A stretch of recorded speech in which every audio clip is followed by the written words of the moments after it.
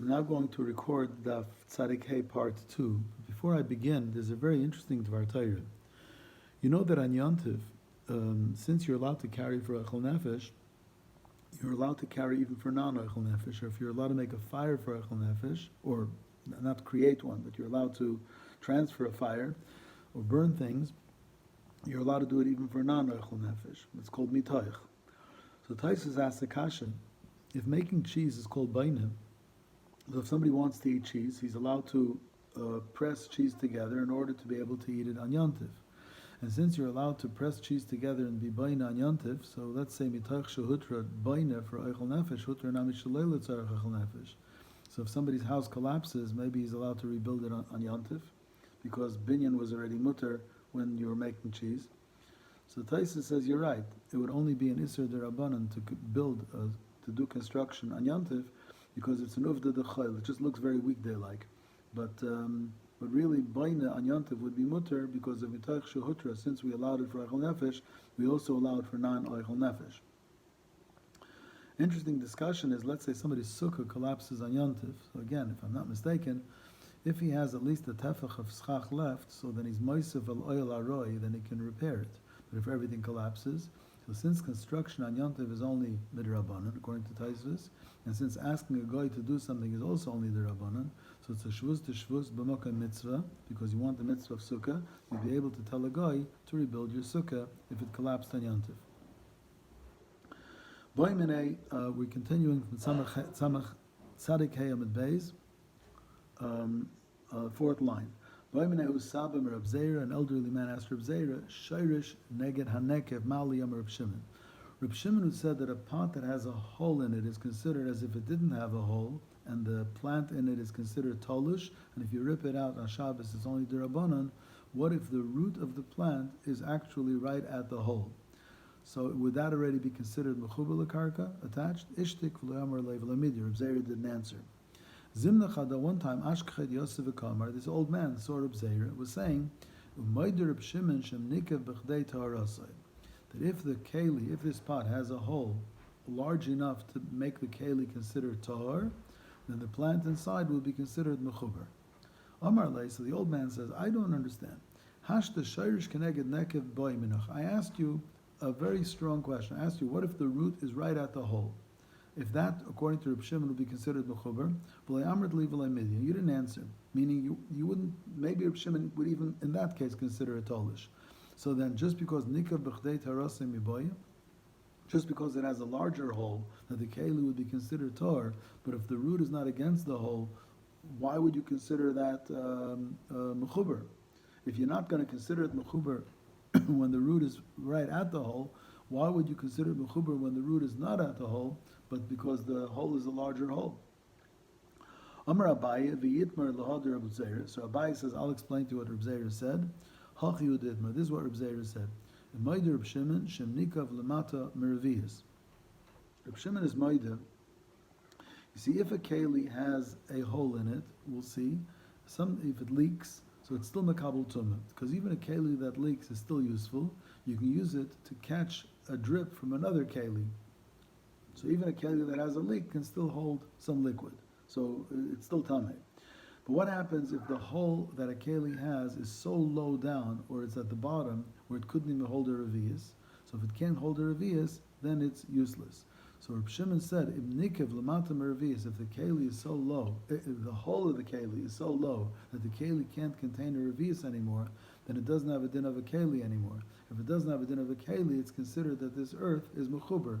Because if it's in a keli, it's not mechuber. But since this is no longer a keli, then it is. So therefore, if the keli stam has a hole, but the hole is higher, then according to Reb Shimon, it would still be considered tolish.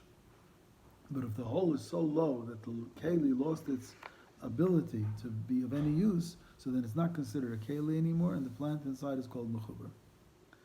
Amar Rava says, Chamesh midas b'kli cheres. There are 5 rules regarding a kli cheres.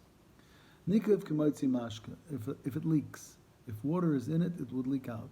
So there's 2 things. Tor miltame gistra.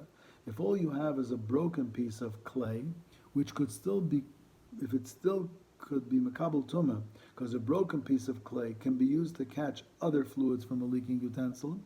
But if this broken piece of clay leaks, then it's already worthless. It's a broken piece of clay, and on top of which it has its own leak, so throw it in the garbage. But v'daini keli l'kadish by mechatas. But just because it leaks, it's still considered a keli enough that you can put water and ashes of a paraduma, and it's called a keli to mekadesh mechatas. Nikev b'kakain is mashke. What happens if the hole is larger than a leak? It's a hole that if you put an empty keli with this hole in water, water will penetrate into it. That means the hole is bigger than just the leak.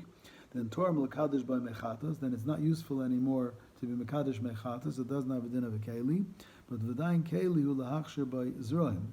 But it's still considered a keli that if you have plants in that pot, if it gets wet, the plants become mukshal lekabel tumah, because it's still considered tolush for hechshel lekabel tumah. It's not a good enough keli to be mekadosh mechatas, but it's a good enough keli that the plants in it are considered tolush and they can be mukshal lekabel tumah. What about nikev kishayrish cotton? What happens if it has a larger hole, the size of a small root? Then Torah melachshir by zeraim. Then it's already considered mechuber, as Reb Shimon said before, and any plants in it would not become mukshal lekabel tumah because it's considered mechuber. The hole is so big that the plant is considered mechuber lekarka. But the keli itself could still be mekabel tumah as long as it can hold olives. Nikav kemaitzi zaysim, if the hole is so big that olives fall out, tor melkabel by zaysim, so then it's tor, it's not mekabel tumah anymore, unless you had in mind to use it for pomegranates. But dain kelu lekabel by remainim.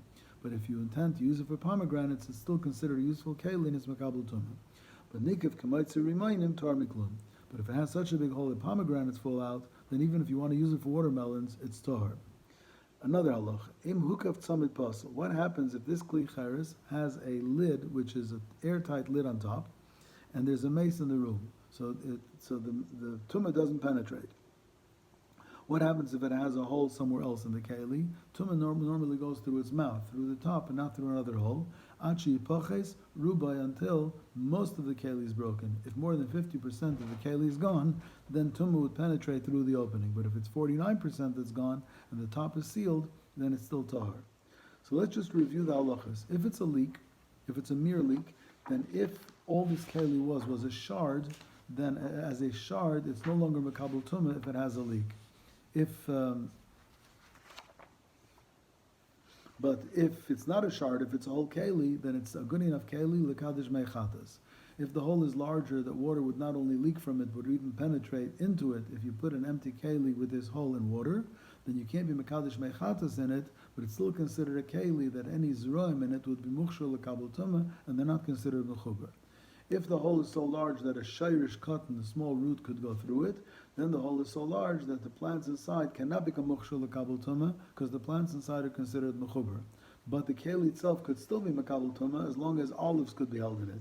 If olives would fall out, but you intended it for pomegranates, it's still mekabel tumah. If the hole is so big that pomegranates fall out, then it's never mekabel tumah anymore. If you have this kli cheres that has an airtight seal on top, and it has a hole that even pomegranates could fall out, so the tumah does not go in through that hole, because tumah only goes in through the normal entrance from on top, unless most of the keli is broken, over 50% is broken, then tumah will go in through its cavity. So Amar Ravasi once said, Shemati kli cheres shiura k'maitzi riman. I once heard that as long as the kli cheres does not have a riman falling out of it, it's still considered a keli. Amar le Rava, so Rava says, you know what? Rava before said that a normal keli is Torah when it's moitzi zayis. So Rava says, Shemaloi shamatal b'mukav tzamid pasel. Maybe what you heard was that if it can still hold remainim, then if it's an oihel mace and it has a seal on top, it won't be mekabel tumah, because the tumah doesn't go through a hole if it's less than remainim, if the hole is smaller than a remain. But Rav da Amar mukav tzamid pasel achi pachas rubai. But before, Rav said that the tumah won't go into the keli unless it's 51% gone. The tumah only goes in if most of it is gone. And here he says the tumah will go in even if it's just maitzi remain. The answer is Habaravravi, Lakasha Habaravravi Habazutri. If it's a large keli, then tumah will only go through the hole if most of it is gone. If it's a smaller keli, tuma will go in through the hole if the hole is bigger than a mitzi reimer. Okay, so I'm going to stop here. Wish everybody a good night. I'm starting to hear that they're considering opening up interior places, even up to 10 people. So we'll see. But Baruch Hu should help. We should see each other in good health. I hear that everybody's okay. I think everybody's okay, and I hope so.